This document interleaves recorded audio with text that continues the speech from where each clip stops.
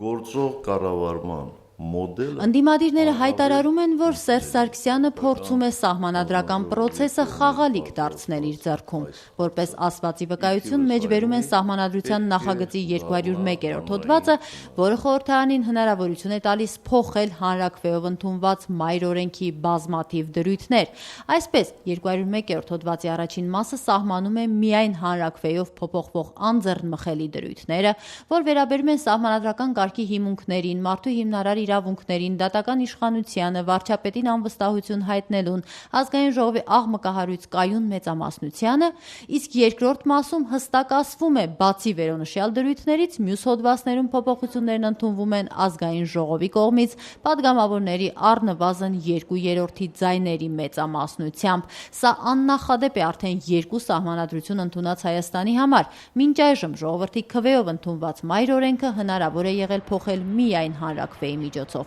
առանց բացառությունների։ Կյանքը շատ արագ է փոփոխվում այսօր 21-րդ դարում։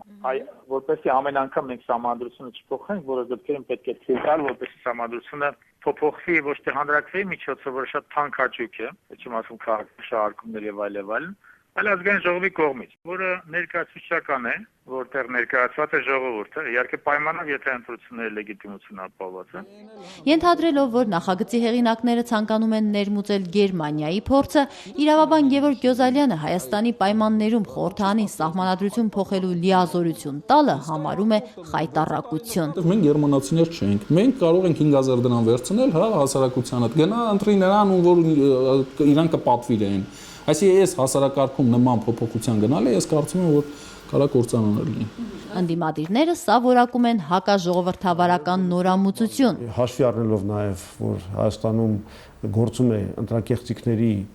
մի հզոր մեքենա, որը ապահովում է բացարձակ մեծամասնություն իշխող կուսակցության համար, սա նշանակում է, որ իշխող կուսակցությունը ցանկանում է սահմանությունը դարձնել խաղալիք իր ձեռքում, որը ցանկացած պահի կարող է, եթե որևէ խնդրեմ ունենա, որևէ հարց ուզենա քաղաքական լուծել իր համար, այդ հարցը լուծի անմիջապես քվեարկությամբ ազգային ժողովում։ Զուրաբյանը ուշադրություն է հրավիրում նաև այն հանգամանքին, որ միաժամանակ սահմանադրության նախագիծը վարչապետին անվստահություն հայտնելու եւ կայուն մեծամասնության մասին հոդվածները պաշտպանում է ազգային ժողովի քվեարկությունից։ Այսինքն կան դրույթներ, որոնք 2/3-ով չեն կարող փոխվել եւ կարող են փոխվել միայն հանրաքվեի միջոցով։ Եվ պարզվում է, որ այդպիսի դժվարություններ կամ ապահովական բարձիկներ Սերժ Սարգսյանը ստեղծում է հենց այն դրույթների համար, որը պետք է ապահովեն իր ռեժիմի գոյատևումը։ Մի կողմից փորձում է սահմանությունը դարձնել ազգային ժողովի մեծամասնության խաղալիք, մյուս կողմից վախենում է, որ այդ խաղալիքը կարող է հանգարցակի օգտագործվի իր դեմ եւ դրա համար պաշտպանում է հնարավոր ոտնձգություններից։